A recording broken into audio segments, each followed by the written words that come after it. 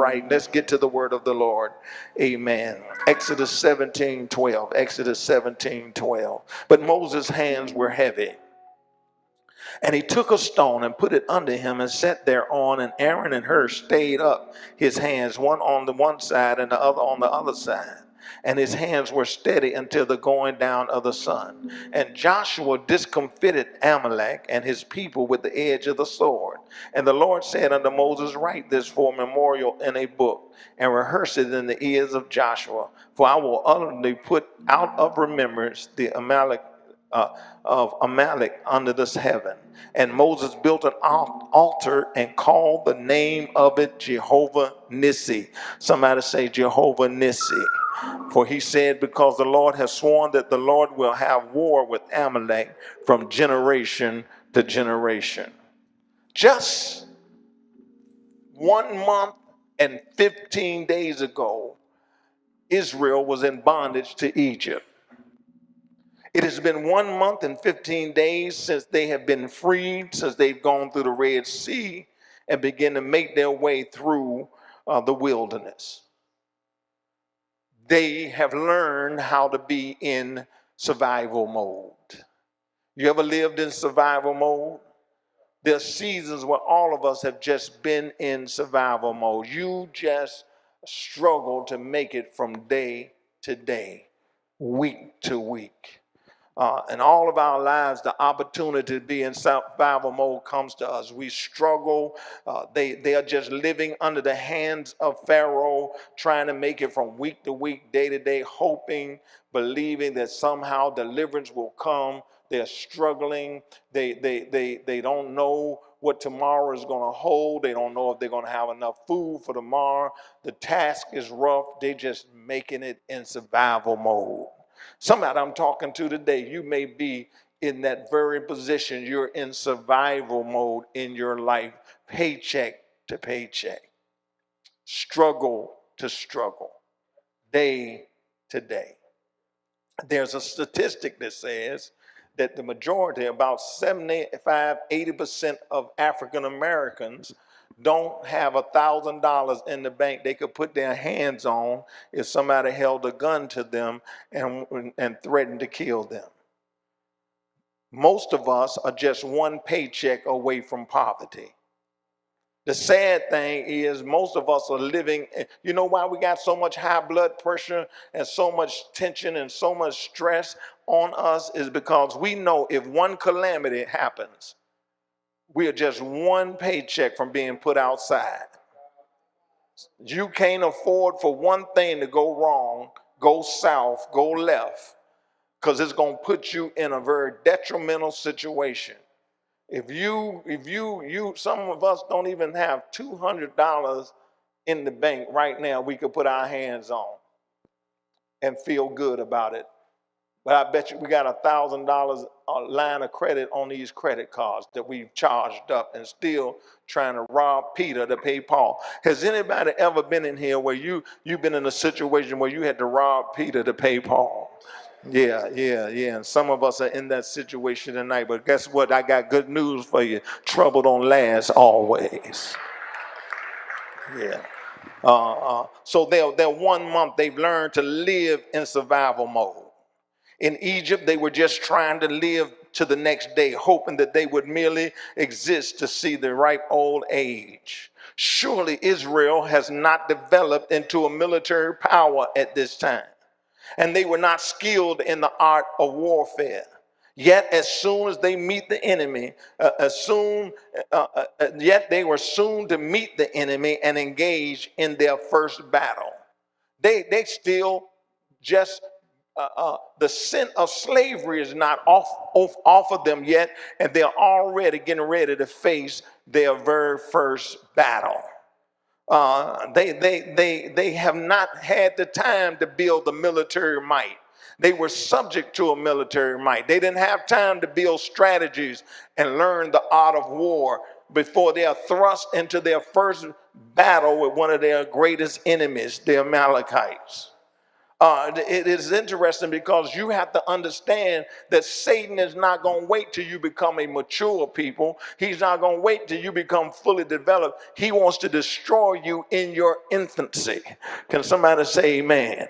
He wants to destroy you in your beginnings. He wants to destroy you before you get started. He wants to get you out the church before you can get in the church. He wants to get you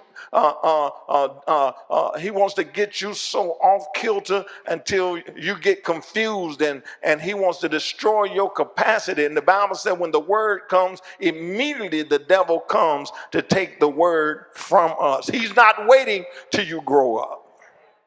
He's not going to wait till you become mature.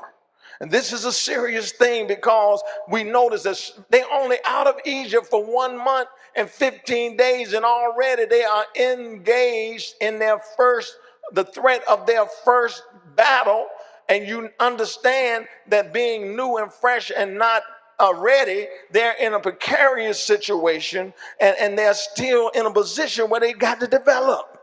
Surely Israel is not developed. Signs are clear concerning the level of maturity of these people. You don't come out of being a slave and grow up overnight. You're not a slave today and a business owner tomorrow. You're not a slave today and a property owner tomorrow. It's one thing to shout about being free from slavery, but then if you ain't got nothing you own, what are you shouting about? Free at last, with no money in your pocket, no business that you own, no property that you own, no house that you own. You still wandering, trying to figure out how you're going to make ends meet. You're glad you're free, but is this the way you want to live the rest of your life? You got to understand that they are still immature. They are already fretting and causing Moses great stress and concern. The anger of the people has mounted so much that Moses' life is threatened. And in his conversation with God, he says, the people are already ready to stone me. They just got out of the wilderness. They just finished shouting about getting through the Red Sea. And they're already reverted back to that immature fleshly mindset where they're even ready to destroy their leader. In the 16th chapter, the issue was food. They were murmuring and complaining about not having anything to eat. And God sent manna from heaven and fed them on a daily basis. In the 17th chapter, the issue was water. See, because when you're dealing with immature people, there's always something to grumble about. There's always something to complain about. If it's not the water, it's the food. If it's not the food, it's the water. If it's not too hot, it's too cold. If it's not too cold, it's too hot. Speak unto you as spiritual, but as unto carnal, even as unto babes in Christ. I fed you with milk and not with meat. For hitherto ye were not able to bear it, neither are you able. He says, for ye are yet carnal. How do I know they're carnal? Because here are the manifestations of carnality. There's envyings among you, there's strife among you, there are divisions among you, and you walk as carnal and not as men. Can I stop for a minute and suggest to you that we need to go back and remember, and we need to understand that there's a reason for sanctification. I'm not going to get no amens right there. Half of y'all don't even know what sanctification is because we from the old school still deeply rooted and grounded in God because we went through a process of sanctification. See, what the children of Israel had not done, they came out of Egypt, but they didn't get Egypt out of them. You ain't going to talk to me. Touch your neighbor and say, it takes time to get Egypt out of you. The old folks say it takes time to live holy. You just don't get saved and become a super saint. You don't just get saved today and the next day you want to pick up a Bible and preach. Yeah, you ready to do all the signs and wonders, and you got all 9 gifts, and you got all the apostolic appointments, and you got 2 members and trying to be an apostle. No, it takes time. Somebody, time. It takes time. You don't just leave the world and become a super saint. And see, the older people knew that. And when I was coming up, when we was coming up, we used to go, they used to make us go through a process called sanctification. It meant that when we got saved, we inundated ourselves with the things of the church, the things of God. Y'all not hearing me? We spent time in the house of God. We were in the prayer meetings. We was in the Bible study. Y'all not hearing? We were in the church services. If I had 2 services back then, if you were brand new, you was in both of those services. You were inundating yourself in the word. When revivals would come up, we would be in revival. And revival would not just be 3 nights. Revival could last a whole week. And it got so good, it would go to another week. And we'd be there in revival. Y'all not hearing me? We would be there praising God, learning the things of God, having experiences with God. And sometimes we'd be in revival on a school night at 12 o'clock in the morning, and people would have to let you leave the church speaking in tongues. Knew you had to go to work and be back up at 5 o'clock in the morning, but you didn't care because you were so hungry after the things of God. Your life had been so jacked up, you needed something new from God, and so you would inundate yourself in the things of God. Every time, that's right, every time the doors of the church was open, you'd be there. And guess what we did too? Even when our church won't have in church, we found somewhere to go to church because we wanted to be in the house of the Lord. Y'all ain't gonna talk to me. Why? Because there's a season in your life where you have to separate yourself from the foolishness you just came out of. Abosha. Nando Boshika. Yes, when you take these people, an addiction. Sin is an addiction. Sin grips you and holds you. You don't break the powers of sin just like talking about it. You can't turn around 3 times and break the power of sin. You can't come out of darkness and not get the darkness out of you. So when they come out of sin, when they come out of their addiction, when they're serious about coming out of their addiction, well, guess what they do? They sanctify themselves. Well, what do you mean, Bishop? They go to a rehab. Y'all ain't gonna talk. And they give up their phone. Come on, somebody. They can't talk to their friends. Anybody ever been in rehab in here? Y'all ain't gonna, you don't want to admit it? Somebody here know what I'm talking about. They take your phone. They don't let you talk to your family. They isolate you and they start tearing you down so they can build you up again. How in the devil you think you're gonna be a successful ex-addict and not sanctify yourself? How in the devil you think you're going to be a successful ex-Christian and don't never sanctify yourself? Y'all ain't going to talk to me. You got to get away. They not trying to hurt you. They isolate you for your good. And after you go through certain stages, they let you return from where you come from. Y'all ain't going to talk to me. And the problem with the church now is we got people that don't believe in sanctification. You come to the altar, you get saved, and you right back at the club. You come to the altar and get saved, and you right back where you came. Come to the altar, you get saved, and you run right back out there and hang out with the people you used to hang out with, and then you can't understand why you don't feel like coming to church no more. Somebody shout sanctification.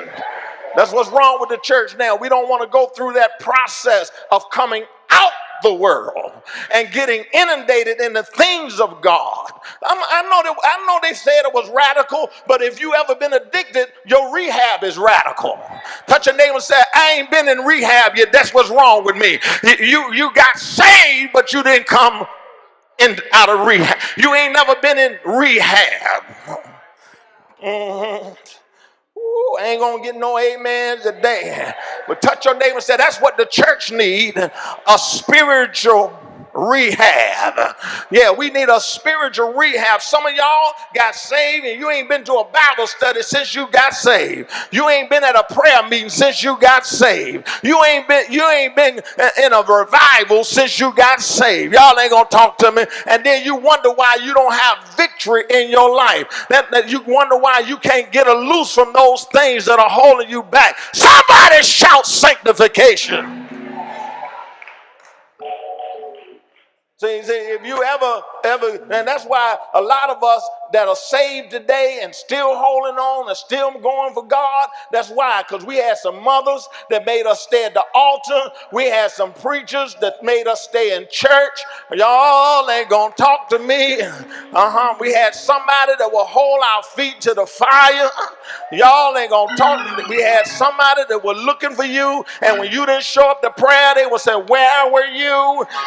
And when you missed church, they'd be like, why did you miss church? And don't tell me you had something to do. What was you doing that you couldn't make it to church? And they would hold on you until you got it together. That's why we got these tutti frutti church folk. These flaky, wakey, bakey, in and out, up and down, almost level to the ground. Because they have never been through a process where they've allowed themselves to come into the presence of God so God can fix you real good, so you can grow up, so you can become what. Listen, when you first get saved, Bible study ain't no option. Prayer ain't no option for you. This ain't no elective. You got to come to class. Come on, somebody. I got to move on.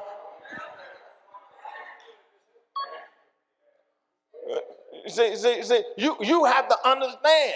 That's why you're struggling so bad. That's why you can't get it together. That's why you're frustrated. Because you came out of sin, but you ain't worked on getting the sin out of you.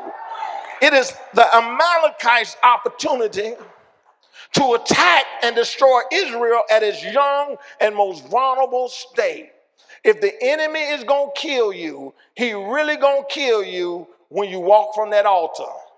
He going to strike while you weak. He going to strike while you insecure. He going to strike while you immature. He going to strike while you vulnerable and you can't do nothing for yourself. That's why when you even see in wildlife, I see that. When you in wildlife, when you watch wildlife, they put the babies in the middle of the pack. Y'all ain't hearing me. Because the lion is looking for the most feeble. He's looking for the weak. So when the lion is going to and fro to seek who he can devour, he ain't looking for the strong ones. He's looking for the little one that's still wobbling, the one that can't keep up, the one that's sickly. Y'all ain't hearing me. And so the ones that's weak and sickly, they got sense enough to hang out with the saints. Y'all ain't. They got sense enough to hang out with the older ones so the lion can't get to them. Y'all not gonna hear me. They get into a place where they can get strength from those that are strong. But the ones that stray off, think they know everything, leave the pack, they become a target for the enemy. And you got to understand, they're still young and vulnerable in their existence, so the Amalekites are very confident that they'll be able to eliminate God's people. So the Amalekites are saying, we've been around a long time. We know the art of war. We know how to fight. We've been fighting a long time. So what we're going to do is before Israel becomes a nation, we're going to wipe them out before they get started. Touch your neighbor and say, the devil wants to wipe you out before you get started. And so Joshua is down in the valley preparing to go to war with the enemy with a strategic plan for victory. Moses is representing the authority of God. He goes to the top of the hill. And the Bible says he sits on a stone. He goes to the top of the hill and he is given instructions to raise his rod over his head to assure victory would be given to the Israelites. The Bible, we know as we studied Tuesday night that the rock oftentimes is symbolic of Christ. Upon this rock I'll build my church, and the gates of hell shall not prevail against it. The rock in Old Testament times was a type of Christ. He is the rock upon which the church is built. When the people were chatting about having and not having enough water, God told Moses, go to the rock.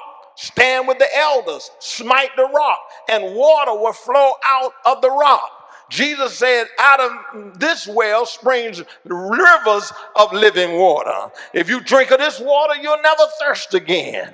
And so Christ, the rock, symbolic in the Old Testament, is Christ revealed in the New. I got to go. And so what was symbolic in the Old Testament was preparing us to have a revelation of Christ. And so Christ tells Peter, flesh and blood has not revealed this to you, but my Father which is in heaven, that I am the Christ, the Son of the living God. So upon Christ revealed, you established on the rock, and the gates of hell shall not prevail against you. So he sat on the rock.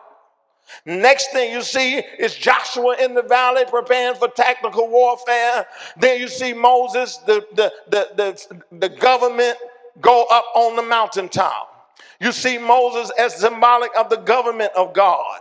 And then you see Aaron, the symbolic of the priesthood of God, on one side. And then you see her, which was the judiciary arm of Israel, on the other side. So here you have these 5 components of people. Moses, government. Aaron, priesthood. Her, judicial system. And Joshua, the army, the head of the army. What you see now is God's order. Touch your neighbor and say, order. See, sometimes when God does not have your maturity, he needs you to get in order. God operates in order. God has power in order. Touch your neighbor and say, we have to have order. Now, they couldn't walk around just doing anything, but they had the order of God. They had those things that were necessary to bring them into a great nation in their forefront. And so they stood there and they represented the systems of God as Israel was getting ready to go into war. Now, let me stop here for a minute and help you understand another dynamic, and then we're going to close. Now, you understand that God says to Moses, you go up and you hold your rod above your head. Now, notice this. When Moses holds the rod above his head, Israel prevails against their enemies. But when Moses' hands drop, Israel begins to lose. Now, why is this significant? Because you got to understand, Moses is God's government. Aaron is the priest. Her is the judicial system. And Joshua's down in the valley fighting. But every time Moses' hand comes down, the enemy starts winning. You got the order. We got the different aspects of the organization in place. So what is significant about Moses' hands being lifted above his head with the rod? Well, let's look at it for a minute. Because in history, the flag or the banner was symbolic of the nation. When you saw the flag, you saw the brand, or you saw the symbol that represented the people as a whole. The flag unified the people, and you saw the people not as individual. You saw the people under the banner of the flag, and everybody was consolidated under that banner to accomplish a certain mission. So we understand that the banner was a symbol of the nation. The colors, the designs were significant in meaning and was a respect and protected at all costs. Go back home today and look at Glory. It's an army movie. Look at it and you'll see there how important the flag was in military battles. It was the focus of the warrior. It was symbolized and unified the soldiers for the cause that they fought for. And so whenever the soldiers would see the flag, they would understand that they were fighting for a cause. Y'all not hear me. Brother was fighting for brother. Man was fighting for man. One nation fighting together to accomplish their purpose. And this flag reminded them of what they were fighting for and who they were fighting for. Number 2, it helped maintain momentum. It gave direction. It keeps the soldiers unified. and always had to be elevated. What do you mean, Bishop? The flag had to be elevated so the men that were in the war, that were fighting, could see it. Why? Because as long as the flag was up, it gave them hope.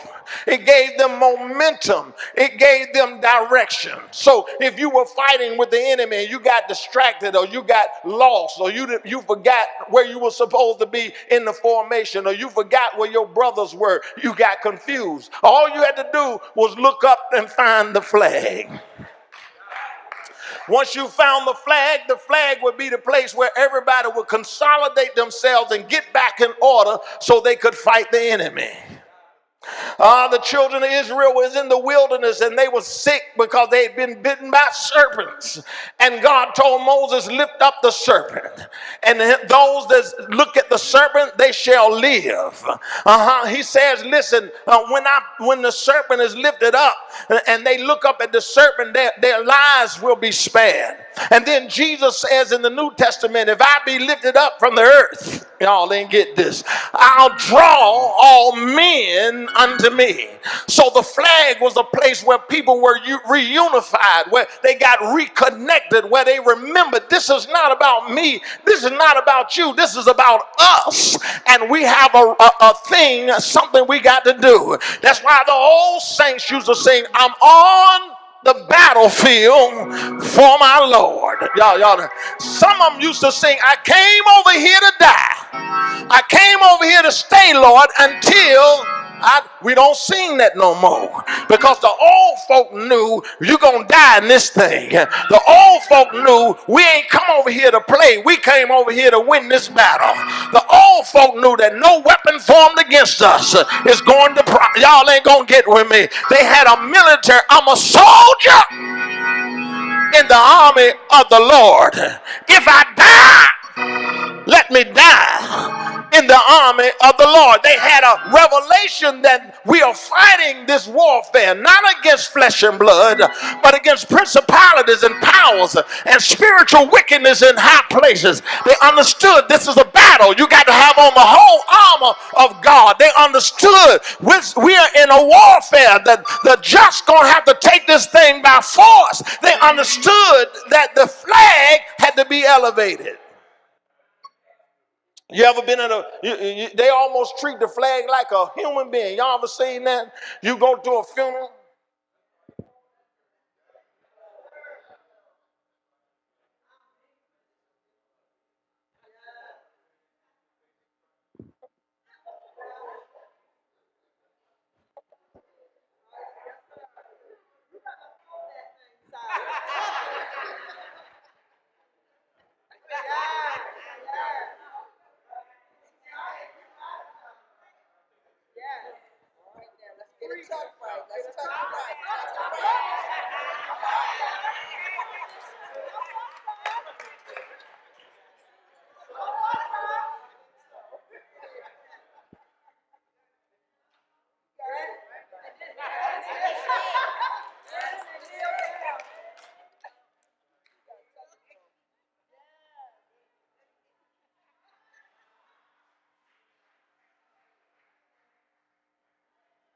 Y'all don't know that.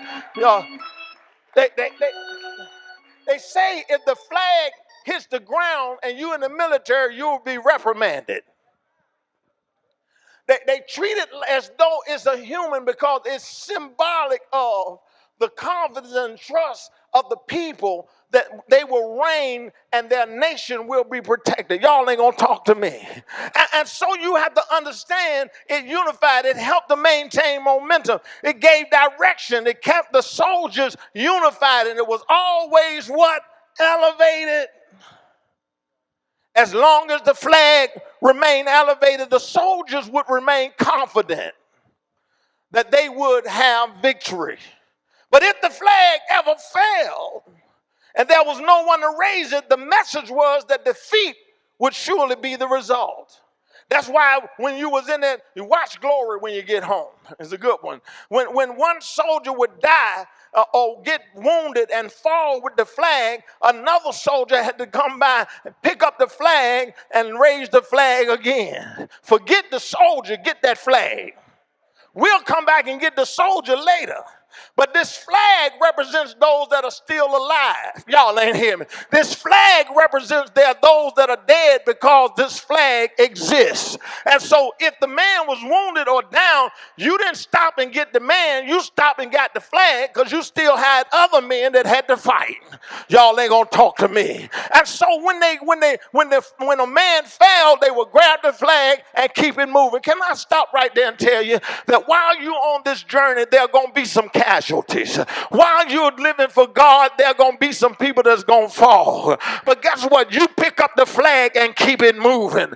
Touch your neighbor and say, I got to keep it moving.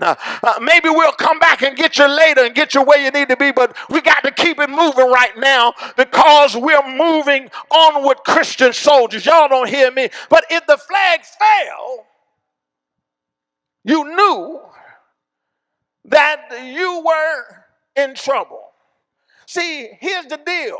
When the flag fell, the military, the guys that saw the flag, they needed to see the flag raised again. Because if the flag was not raised again, it was time to run. Y'all don't hear me.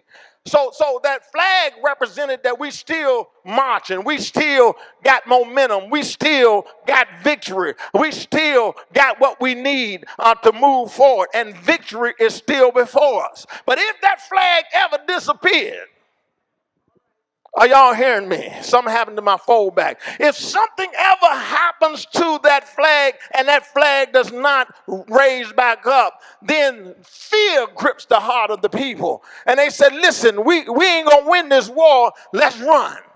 So when that flag didn't come back up, they headed for the hills. They said, look, Joe, we got to go. We ain't going to win this one because the flag is gone. What it meant is the flag had been captured.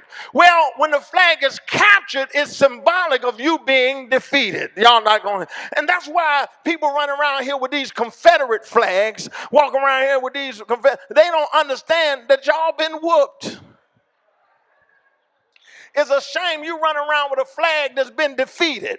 You ain't even win. It's almost like you be in a fight and you get beat up and you still walk around with a black guy bruised up, beat up, talking about, well, I'm still here. I'm so proud of myself. No, you got whooped. And so when you see people with these kind of flags in their car, don't get mad, just laugh. Because that's a fallen flag. Oh, that's a loser's flag. Y'all not hear me? And when you go into, well, don't watch Game of Thrones, but when you watch it and you go and look at it, when one country or one clan takes over another, guess what the first thing they do? They drop the enemy's flag and they raise their flag. Why? Because it's a sign of victory. It's a sign of dominance. It's a sign that we have won this war. When the flag is finally raised, it means that you have this opportunity to go forth and have victory. Are you understanding me? So the flag is significant. Well, then what does that have to do with what we're talking about? It has a lot to do with what we're talking about. We're talking about the fact that when they looked at Israel, they laughed. Why? Number one, Israel didn't have a military force. Number two, Israel was a baby country, not even formed yet, not even developed yet. Number three, when they looked at Israel, they saw Moses up at the top of the mountain.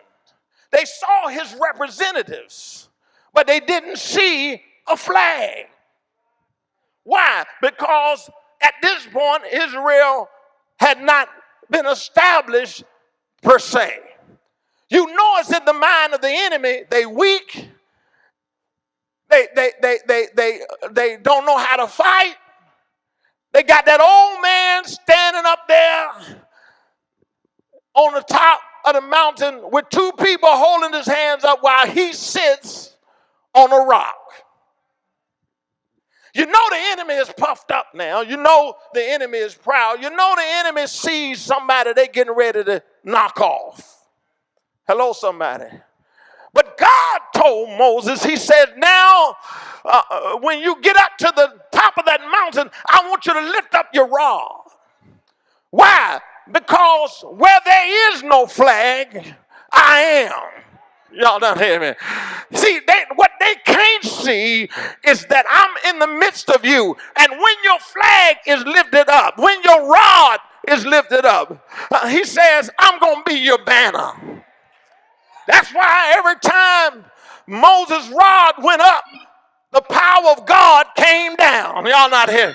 That's why when Moses' rod went up, you couldn't see no flag in the natural, but God was the flag in the supernatural.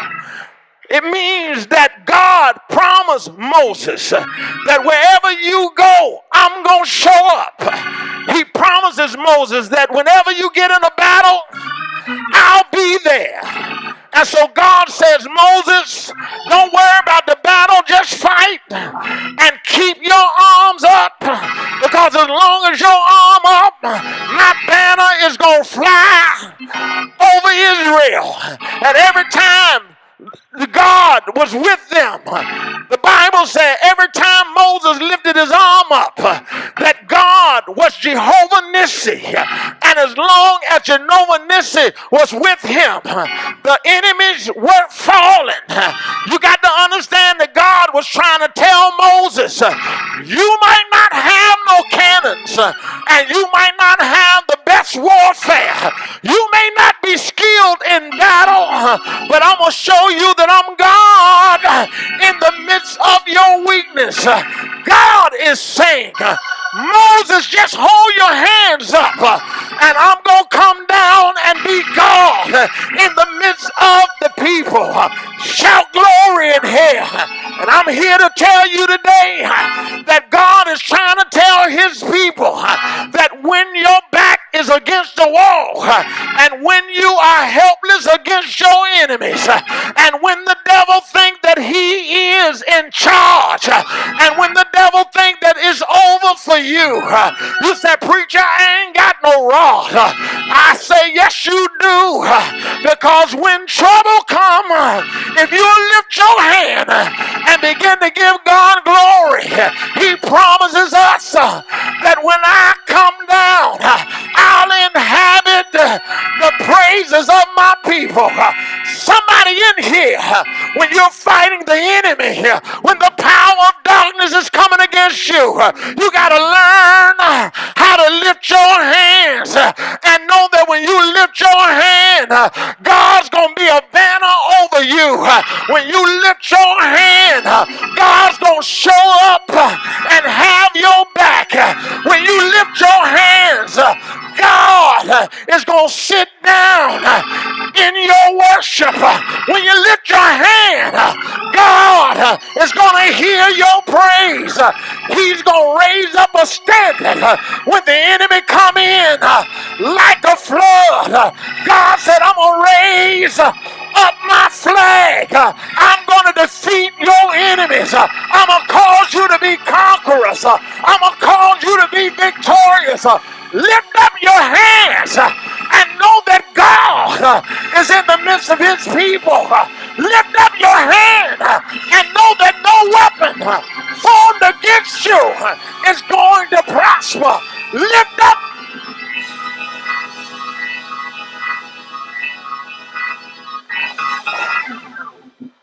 See, the problem with us is too many times we're running into trouble and we're running into problems, but we got our hands stuck out. But your hand stuck out is not the posture to get God in your situation. But when you change your hands from a hand that's stuck out to a hand that's lifted up, and you give God the praise, I declare God will get in your situation. God will turn it around. God will give you your miracle. Shout glory in here.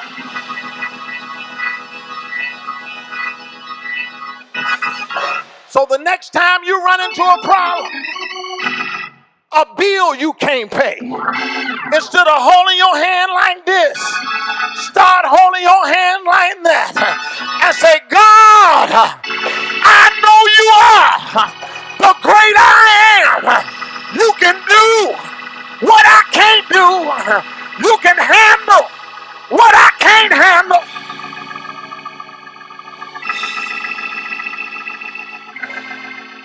The next time your body gets sick, hold up your hands.